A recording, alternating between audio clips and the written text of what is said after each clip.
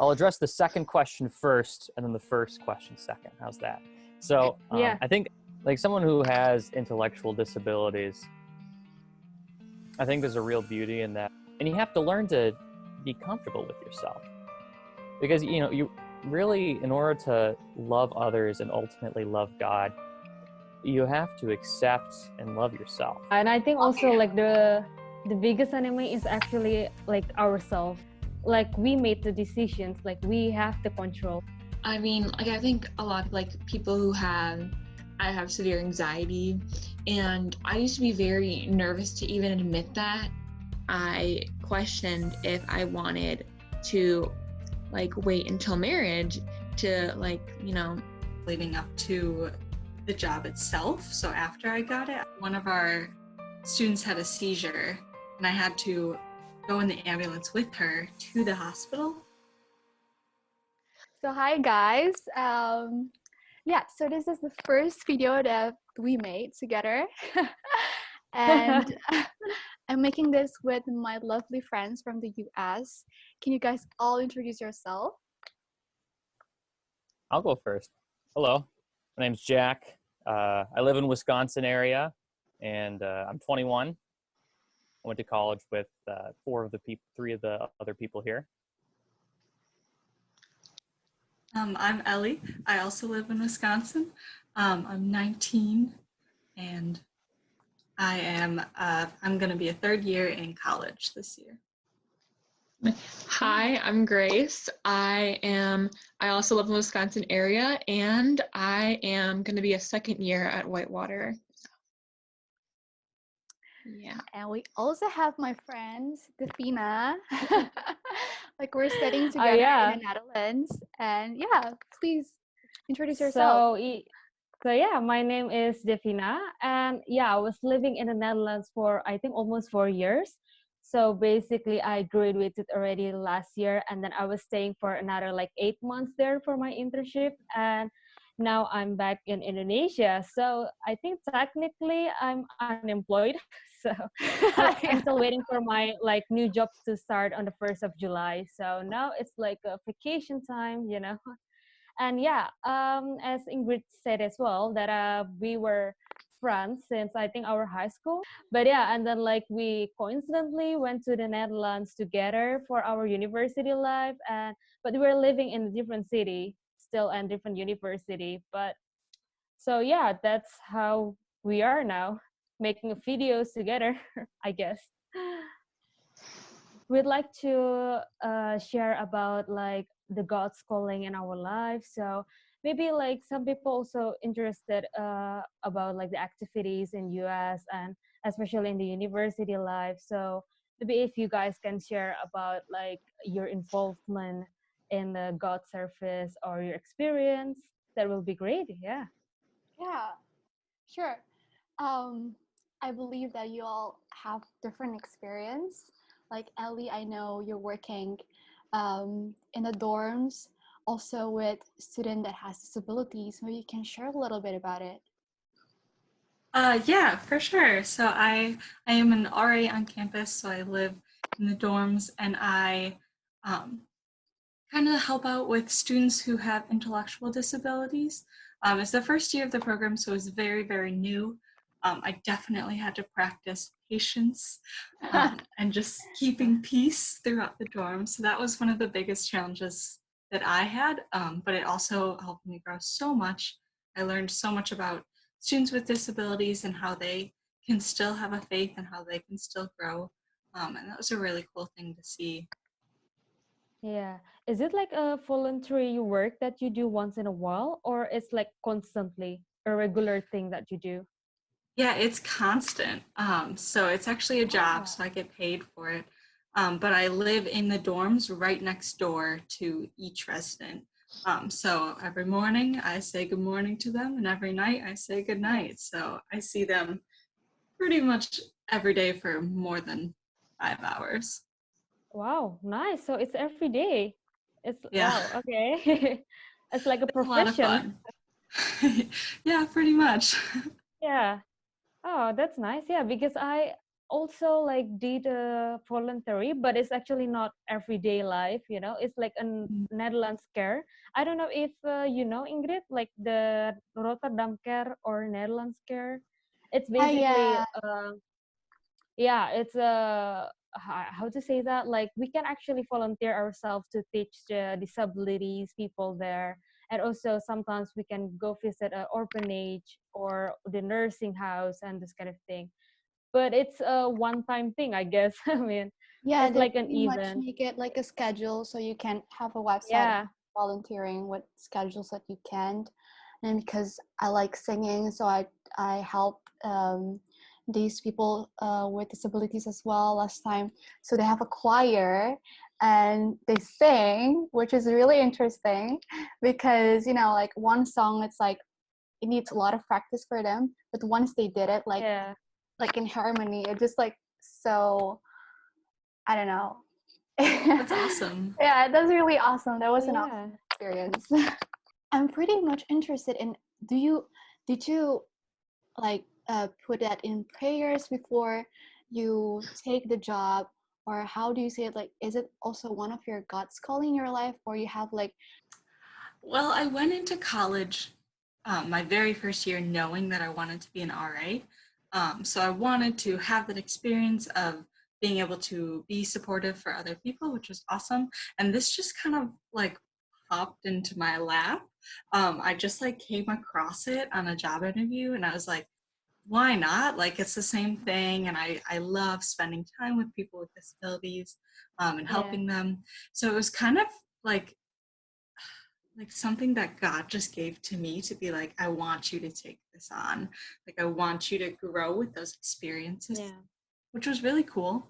And then I think I had many more prayers leading up to the job itself. So after I got it, I was like, I don't know what's going to happen. I don't know how this is going to work. No one really knew because it was the first year ever um, experiencing something like this. So it's definitely something that I didn't plan on like growing my faith in insanely yeah, like it did, but it was just this blessing in disguise that showed up. oh my god. yeah. Yeah, I didn't know that it was like the first year ever. Like I thought it was already exist like 5 years or something, you know. Yeah. It's crazy new. Yeah. Oh my So god. how can you actually manage with your study as well? Because it's like a full-time study. And then, as you say, like, what is the hardest time ever that you experience with these? Um, yeah. Yeah. Yeah, so they go to school throughout the day, so they have classes. So then that time that they're at school, I'm also doing school. Um, and I like Oh, try to manage, you know, working between classes and working later at night after my shift is over, so after they go to bed. So it is challenging, but it's a lot. I love the challenge. And then one of my hardest yeah. situations, one of our students had a seizure, and I had to go in the ambulance with her to the hospital. Oh, And that was like one of the scariest experiences I've ever had. And that definitely, I was calling on yeah. God just for her to make it, for us to make it there.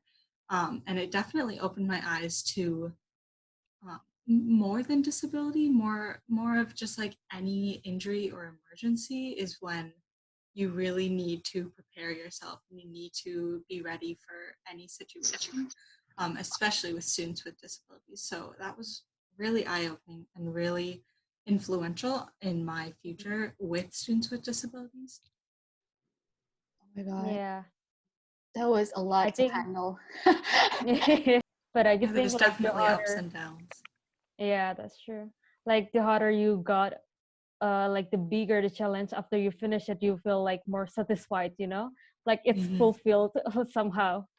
But yeah, but it's actually interesting to see, you know, like we live in the very comfortable places, but you know there are some people who actually in need and never be able to do like normal things like us. But yeah, that's interesting. Yeah. Oh. How about you, Yeah. Jack, Grace? Oh my god, like we haven't talked for Yeah, so been a bit long. quiet. Jack actually spent a lot of time with our residents. He was very, very good with them. Mhm. I don't know if you had any experiences I with can them. see that. He was really good with the kids. Yeah, there's a lot of patience that you definitely need. Whenever I would visit, I'm good friends with one of Elly's co-RAs, or someone that helped her out with the RA process. So I spent a lot of time over there with her and Elly and the residents, and I got to know them more. There's like someone who has intellectual disabilities. I think there's a real beauty in that because life is a lot simpler, and Yeah. something I really learned from that is that there's a lot of beauty that can come out of just like the simple things. Like, you ever notice how, like, the best things in life have like the fewest details, I feel, or even just like a nice like a nice cup of coffee, right? It's a simple pleasure. It's really good. And I think that something that I learned from Elly's residence was just enjoy the simple things in life. And God, there's beauty in that simplicity, and God doesn't need to speak in all these grandiose details. It's just Throughout these years, with bunch of activities that you've been through in the community, it might be outside Warhawk Catholic, or like that triggers you. Oh my God, this is what I'm passionate about. Maybe this is also God's calling in my life. I think a really great experience I had is that I was able to work 2 summers ago. I was able to work at a youth summer camp in the Colorado Rocky Mountains.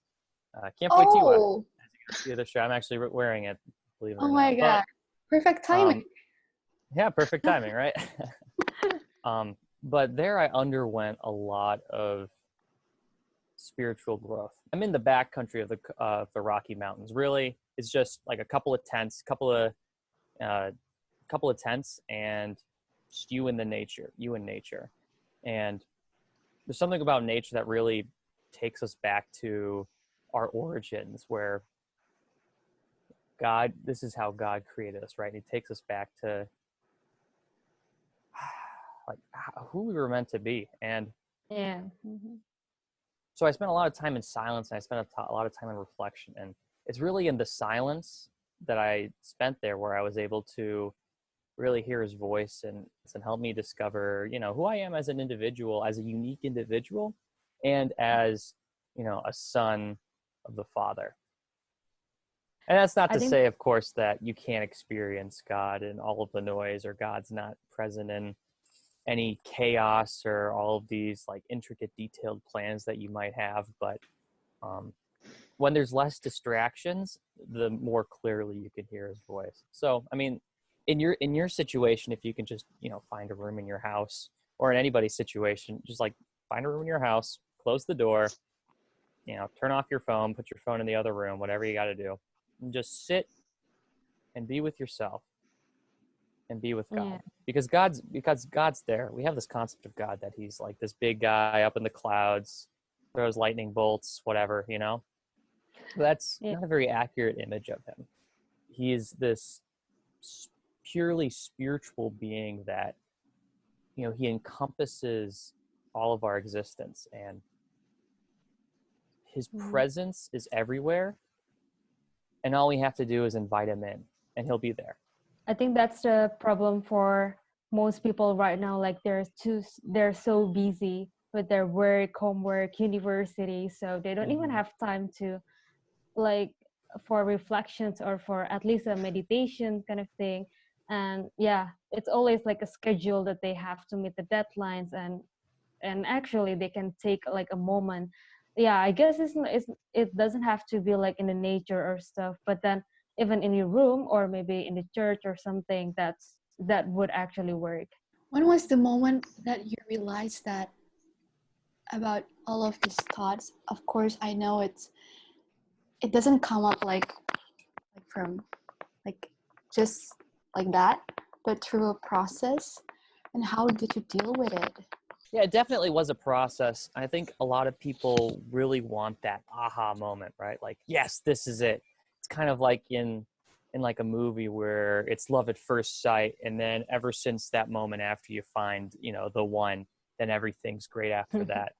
But in the grand scheme of things, you know, most of our parents or most married couples that we know, you know, their love story doesn't look like that. It's not this one big grandiose thing and everything is crazy in love after that. There's hardships. And when you're falling in love with someone, it's a slow and gradual process of like adjusting to being the right person for them. And really, it takes a lot of time. And so if you're feeling frustrated in prayer because, oh, you know, I'm looking at so-and-so and, you know, they got it all. He looks like he's got it all together. She looks like she's got it all together and she's perfect and this, that, or the other thing. That, what you're looking, what you're admiring in them, like the strength of like their spiritual life, that took years to develop. And like, I'm still, you know, I wouldn't consider that I started becoming a serious Catholic Christian until 2 years ago. And, you know, I've experienced a lot of growth since then, but there's a lot of ups and there's a lot of downs and there's a lot of demands that come with it. And, you know, every day is me being open to receiving what I need to do in that day. I can hear God's calling in the very little invitations. Like I'm walking past someone down the street, smile and say hi, you know. I'm not very well aware of the Indonesian culture, right? But American culture is very. Well, you need to come. Yeah. Oh, maybe I'll stop by and visit. But a lot of people come to America and they find that it's really rigid and cold, like the people interacting with each other. We kind of have this idea of looking out for number one, or this idea that I need to prioritize my needs in front of everyone else's. So, and that's against the Christian message, right? The idea that, you know, we need to be, you know, open with everyone. We need to be generous in our gifts and our time and our whatever other blessings we have. It's a gradual it's a process. It's a gradual process. And don't beat yourself up if you're trying to change too much about yourself to be brought back into the image that God's trying to create you to be in. Just take it one step at a time. Take it one adjustment at a time. But since you said that is actually like a long process, or it depends on people. What is like the hardest time for you when you try to, you know, evolve, like develop your faith? And what is like the hardest challenge that you have been through ever since like 2 years ago? Yeah, good question. I'll address the second question first and then the first question second. How's that? So I think the hardest challenge I ever been through was when I was actually adjusting to the silence. Devina, you were saying how everybody's so busy. It can be very easy to get caught up in your university, in your homework, in your studies, in your work. But what I found, and you know, maybe you guys have had different experiences, is that, of course, we have, you know, that's definitely time consuming. But usually people always have free time. I know very few people that I truly believe that all of their time is involved in studies or all of their time is involved in clubs. And they're filling that free time. What are they doing? You know, they're on their phone. They're going on social media, binge watching YouTube for several hours. And I'm not accusing anybody of doing this, but I mean, I've been in that trap. I would spend, you know, 3 or 4 hours of my day watching YouTube. That's a fourth of my time that I'm awake. Why, you know, it's a huge drain on what I could be doing that's actually good and fruitful. You know, if you don't really spend a lot of quiet time with yourself, a lot of emotions can come up. And maybe some of you guys have experienced that since you've spent so much time inside your own homes in quarantine. Sometimes like a bunch of thoughts can come in, and so you overwhelm yourself with all of these thoughts that you've kind of been brushing to the side or saying that you'll think about later. Or other times you just like recognize that you're not really happy with yourself.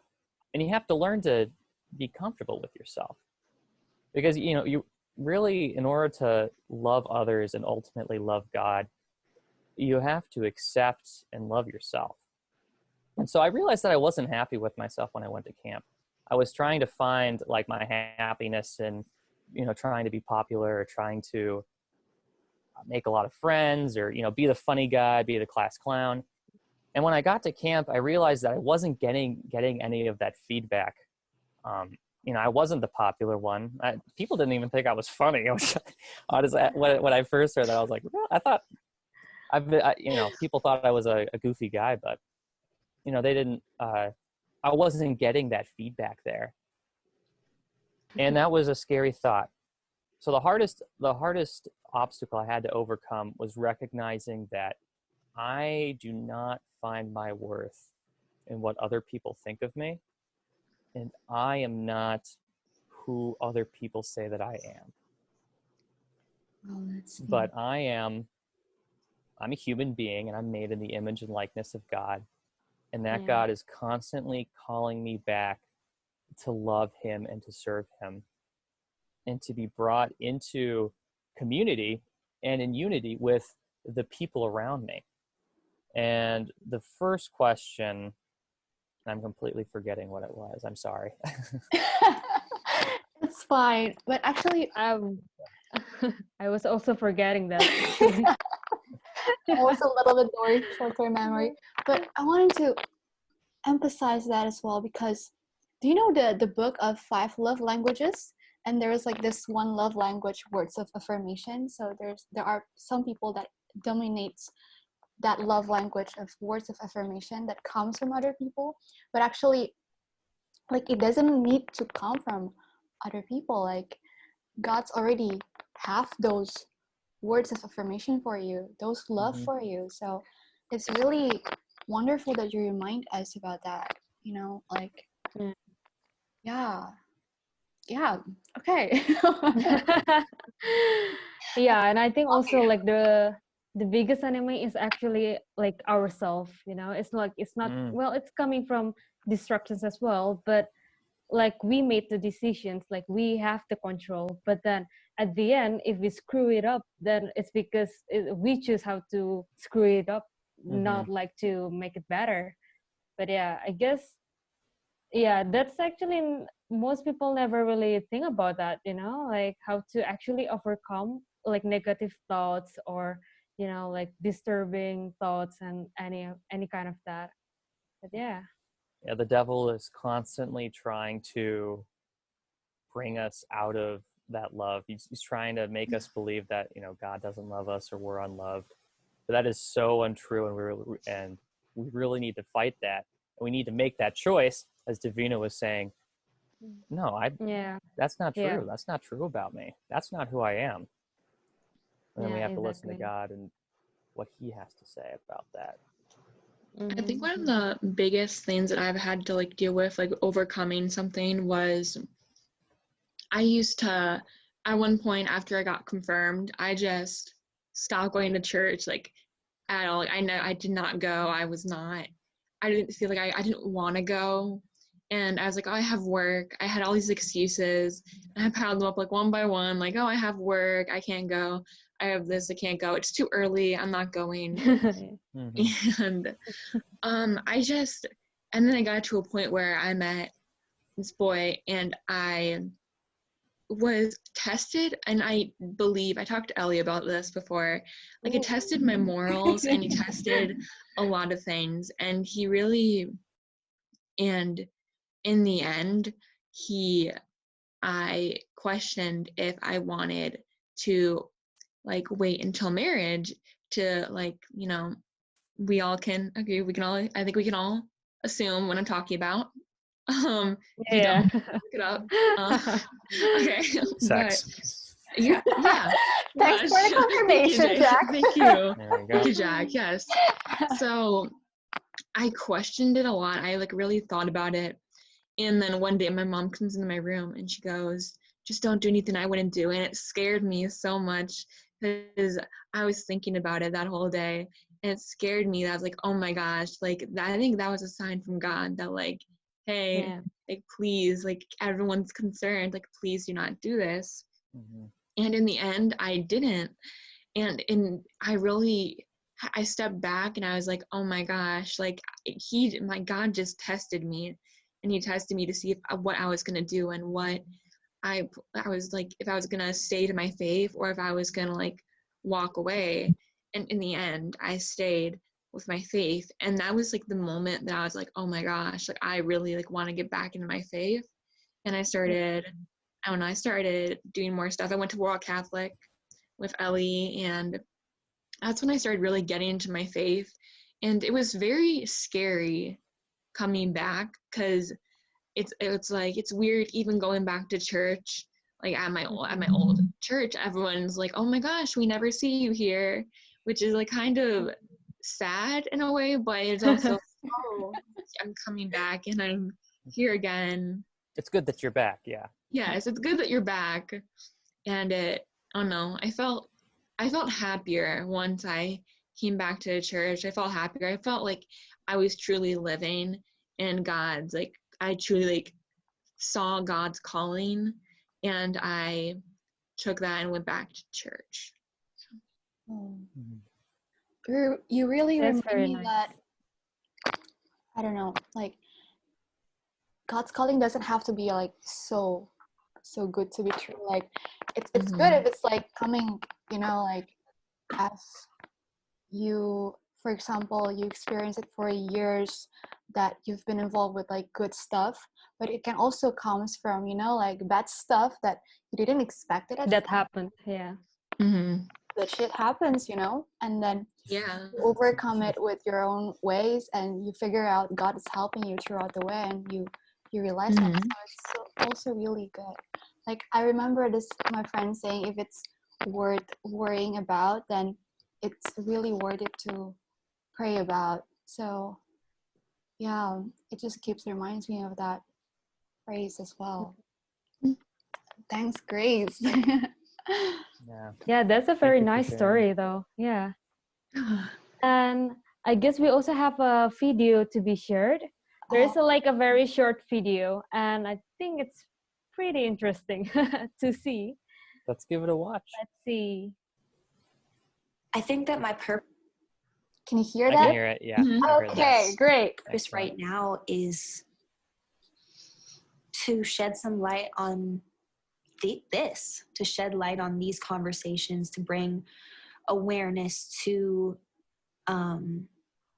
these kind of sticky subjects, and maybe the, like, Why do you think they're so sticky?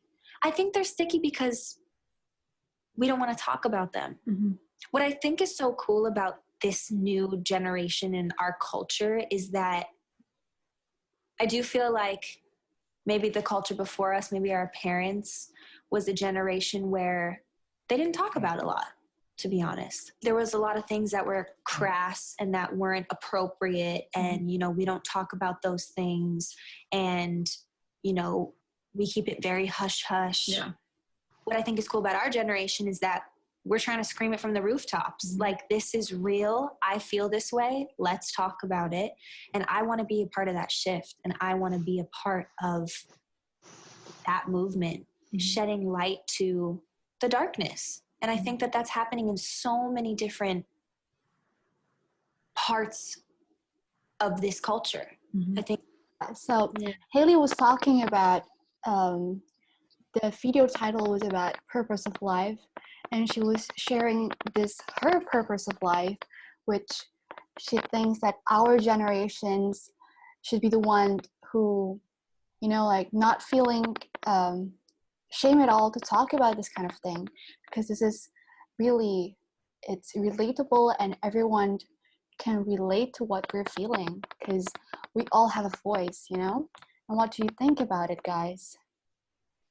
I think it's very powering, because I mean, like, I think a lot of, like, people who I have severe anxiety, and I used to be very nervous to even admit that, and even to tell someone, like, oh, I have, like, I'm on medication for, like, certain stuff, like, so I have, like, disorders, and it's very difficult to open up about that, and how she was saying how like now we want to like scream it from the rooftop, and then it's so relatable to all of us.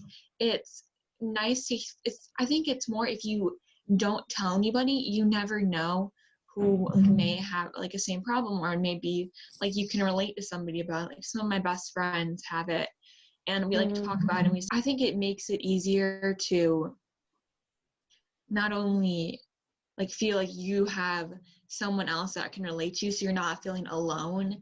Because if you like kind of keep it up inside, you're gonna feel, in the end, I feel like you could be very, it could be very sad, and you could be very alone, thinking that you don't have anyone else that understands you, when millions of people understand, and millions of people know what you're going through. And this isn't just a me problem anymore. It's like my friends know what I'm going through, and it's helped me to overcome and like grow throughout my years of like getting better at certain stuff, figuring out like what helps when I have like an anxiety attack, and like what to do, and what friends I know will be there when this happens. So yeah, sorry.